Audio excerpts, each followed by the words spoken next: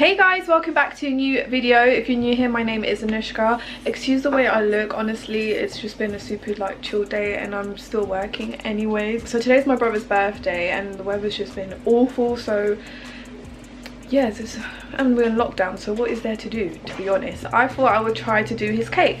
So I started it yesterday and I literally finished it around like midnight. I'm pretty shocked at what I came up with. He did request a chocolate cake, so I kind of played around with it. I love Ferrero Rocher and everyone in the house does too. Before I go into the video, I'm going to give my shout out today to my brother because it is his birthday. Yeah. Anyways, let's jump onto the video. So this is the setup for today's video, and we're first going to start off with our dry ingredients. I'm using 360 grams of self-raising flour, 533 grams of granulated sugar, half a cup of cocoa powder, which is 50 grams, and I'm using a bit of baking soda and salt. I did skip the baking powder that was mentioned in the recipe because I'm using self-raising flour. If you're not, then do put in the baking powder, but you want to give this a good mix and set this aside. Now in another bowl we're going to mix all our wet ingredients, starting off with 3/4 of a cup of vegetable oil. You want to put that in. Then we have 1 cup of buttermilk. I got my buttermilk from Tesco and they only have one literally, but you can make this at home with lemon and milk. There's so many recipes online. Then I used 3 large eggs, and finally some coffee. I'm going to use 1 cup and a half. Now the cup measurers that I use are from Tesco. They're super handy, especially when you're measuring liquids. I find it so much easier. Whoops, I actually forgot we also add in some sour cream. That's half a cup of sour cream, and you just want to give this a good mix. Oh, got some vanilla as well. I forgot the recipe, honestly. I actually bought this online. I wanted to invest in some good vanilla extract. Just bear in mind that this has alcohol in it, but it was so good, so worth the money. And you just want to give this a mix. Oh my god. You just want to give this a good mix with a whisk. And if you guys want the recipe, I'll link it in the info box. It's from Preppy Kitchen. The recipe has the measurements in milliliters for the liquids, so if you find that more helpful, do check out the recipe. So here I'm mixing the wet ingredients with the dry ingredients, and you just want to give this a good whisk. You can put in the automatic electric whisk, or you can just do it by hand, whatever you wish. And I'm going to use 3 of my sandwich pans. These are 8-inch pans, and I get them from Asda and Tesco because they're so much cheaper than on Amazon, weirdly enough. And I'm just buttering and flouring them so that my cake doesn't stick to them. And I try to measure the batter equally between the 3 tins. It came to around 620 grams roughly. I wasn't able to match it all, but oh well, we got a rough measurement. And then these I don't even know what these are called, but you just wet these and put them around your cake, and it just makes the edges really moist. It doesn't dry them up. And we're going to put these in the oven for 40 minutes at 170 degrees Celsius. Right, so now onto the buttercream. I'm using 350 grams of unsalted butter. This is just from Tesco, and I make sure I leave it at room temperature so it can get a bit soft. And you really want to whisk this until it becomes a much paler color like this. And now we're going to go in with some icing sugar. I used, I think, 720 grams of icing sugar, and I'm just going to beat this in small parts.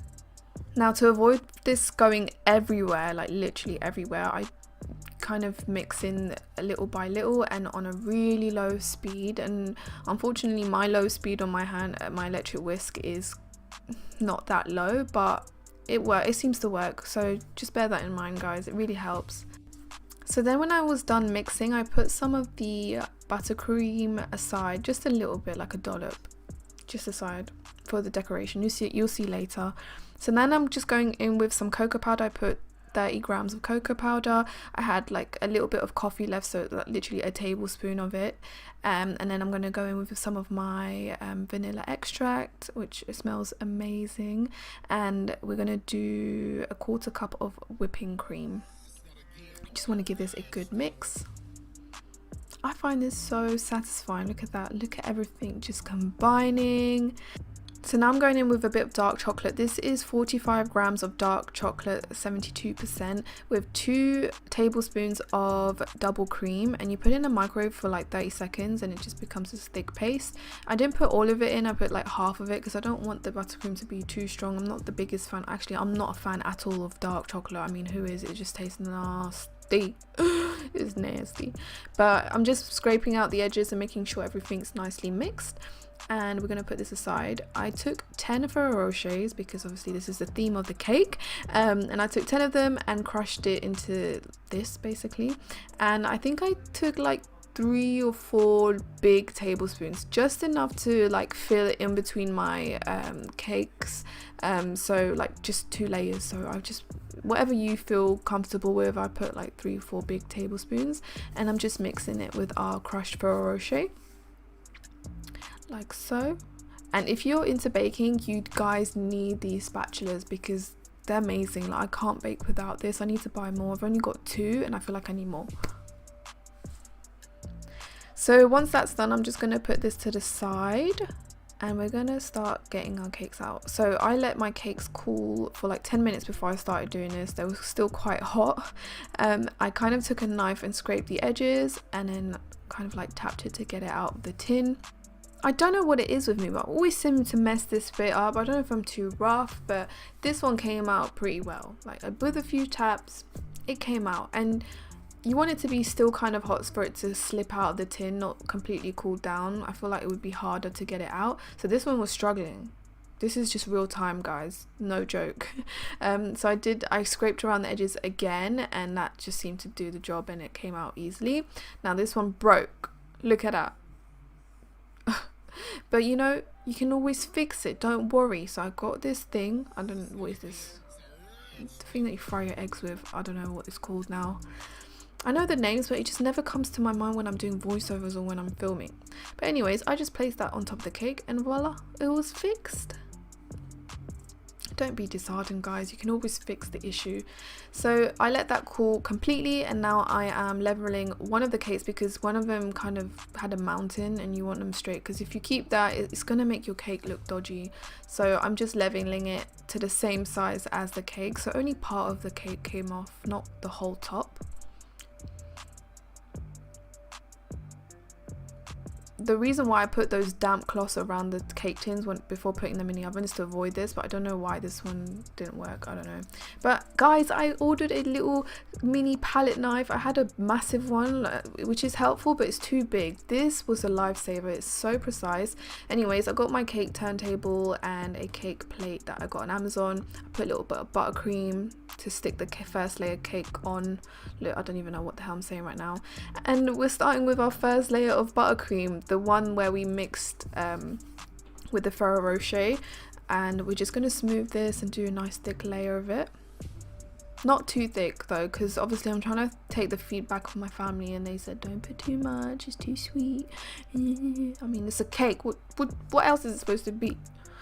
And now we're going in with the second layer, and with our second layer of Ferrero Rocher buttercream. So satisfying, guys.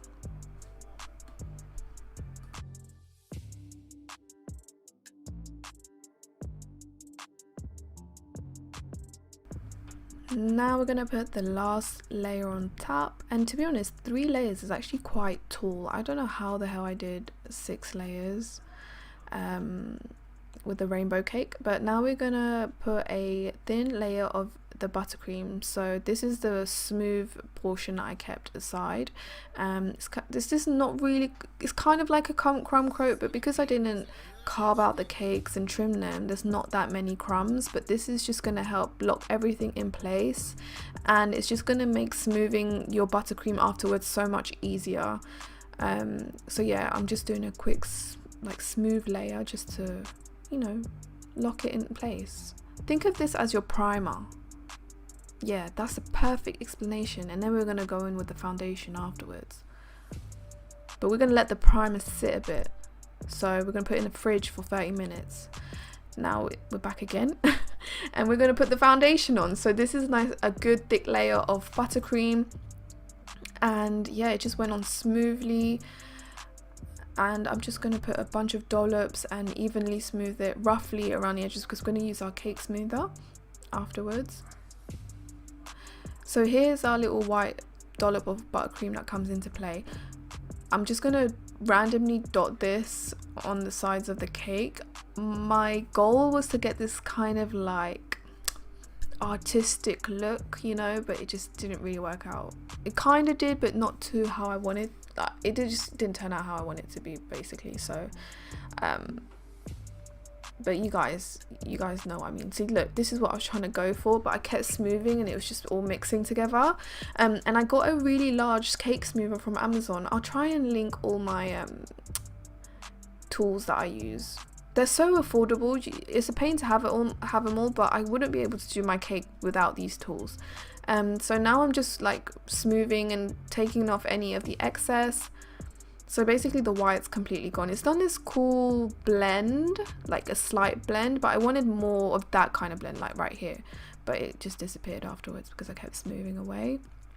So here, because I've done like a nice smooth layer, you want to take off any excess off your cake smoother before you go back at the cake again. And I'm doing the same here. I'm using my palette knife from outwards towards the inside of the cake. I'm just smoothing the edges so we get a nice corner, like a nice edge on the rim. So yeah, I'm just trying to clean up the cake basically. But every time you touch the cake and there's buttercream, wipe it off basically at this step, because you're just going to mess it up even more. So here I just wiped off the excess and went back at it again. I don't even know if I'm making sense. So here I made some chocolate ganache for the drip. I'm just putting some in a like sandwich bag, and I just use a mix of dark chocolate and milk chocolate for this, and a random amount of double cream, and it just made this drip. Just play around with it and test it on the side of a cup before you start dripping. But I think this was like the most perfect drip, and it's so weird because I randomly measured this. But you can always play around with it. Like if it's too thick, add more double cream and warm it up in the microwave. It's the quickest thing ever, but I'm so happy with this drip. I just trimmed a little corner of the sandwich bag, by the way. And yeah, you want to be quite patient here. I'm like fast forwarding it, but be patient with this. You don't want to mess it up. You come too far to mess it up, guys. So just to dry the drip and so that it doesn't touch the bottom of the cake, I'm just like fanning it so it can dry quickly. I had a little mistake on the top, like a dent, so I fixed that. So here I'm taking a piping bag, and I took one of these heads that I wanted, like it kind of creates those little swells. And in cling film, I'm just going to put some of the chocolate buttercream along with the rest of the white buttercream. And we're just going to wrap this up like this, like a little package, and then cut the edge, like the end. And we're going to put this into the piping bag, and it's just so much easier. And this is just going to create a nice swirl effect with the two colors. And just swatch it on like on the side of a bowl or something, and then go in and start doing your swirls. I mean, I'm not the perfect at this, to be honest, like measuring how much distance should be between each swirl, but it turned out okay in the end. And it looks so pretty, like the white and the chocolate blend. It was so nice. I was so proud of myself. I mean, I didn't invent this, but it looks so pretty. And then I filled the edges with like a little dollop of buttercream, and on the little dollops I stuck a Ferrero Rocher on top, and literally this just finished the cake for me. It looks so beautiful. I was gonna dust some like chocolate powder on top, but I was like, nah, I'm not gonna touch anymore. And look, I was so proud of my cake. I mean, let's not forget last year when I tried to do this. What the hell was I thinking, and why the hell did I think this was okay to put on YouTube? But anyways, here's the final result. It just shows how time and practice helps. I was so proud of my cake. I mean, I look like I came out of hibernation, so ignore that, but the cake looks absolutely gorgeous. I was so proud of myself. I mean, I could definitely improve, but I never in a million years would I have thought that I could do a cake like this. So if I can do it, you guys can definitely do it too. My birthday is going to be next week, so give me some ideas of what I should do for my birthday, guys. And look at the close-up, it's so beautiful. I'm so proud. We got some candles from Tesco, which was super cute, made it kind of look retro, you know. I mean, it was £2, but you know, still added some effect. My little brother helped me to light up the candles, and it looks so beautiful, guys. I would literally pay for this cake if I would say so myself, you know. And I was really proud of the sponge and the layers. It looked really good, and it was so moist and fluffy and chocolatey. It's not too rich. And yeah, I basically cut the cake like Kylie Jenner. Oh my god, like so ugly. But anyways, I'm going to end the video here. I ate the cake basically. It was so good. And yeah, just thank you guys for watching, and I hope you enjoyed. Bye.